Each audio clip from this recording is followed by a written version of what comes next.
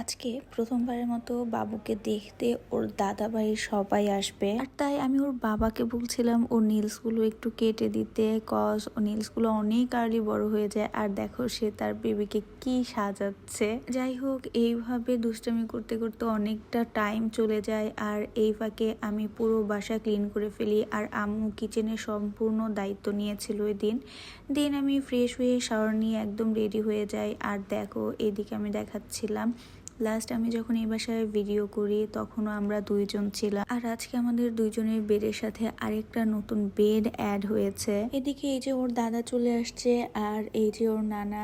আমার আব্বু কিন্তু এই ফার্স্ট বেবিকে কোলে নিয়ে, তখন বেবি অনেক ছোট ছিল, আর আমার আব্বু হচ্ছে ছোট বেবিদেরকে কোলে নিতে পারে না। আর আমার শ্বশুর ফ্রেশ হয়ে বেবিকে কোলে নেওয়ার জন্য প্রিপারেশন নিচ্ছিল।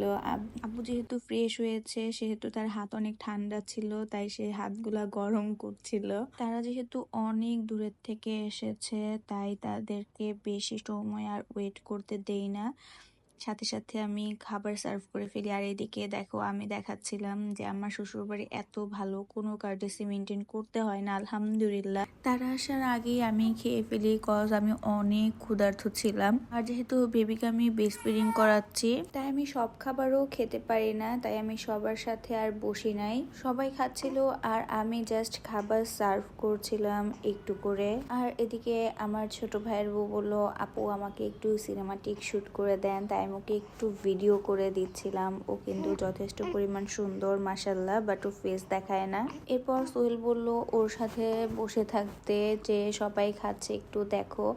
আর এখানে আমি থাকতে যাচ্ছিলাম না আরেকটা কারণে, আমার গরুর গোশ অনেক বেশি ফেভারিট, বাট আমি বেবির কারণে গরুর গোশ খেতে পারছিলাম না, আমার খুব খারাপ লাগছিল। আর আমি এদিকে সোহেলকে এই যে দেখো এখনই বলছিলাম যে আমার গরুর গোশ খুব খেতে ইচ্ছা করছে, বাট ও বলছে যে হচ্ছে বাবু একটু বড় হোক দেন আমি তোমাকে আস্ত একটা গরু কুরবানি করে খাওয়াবো।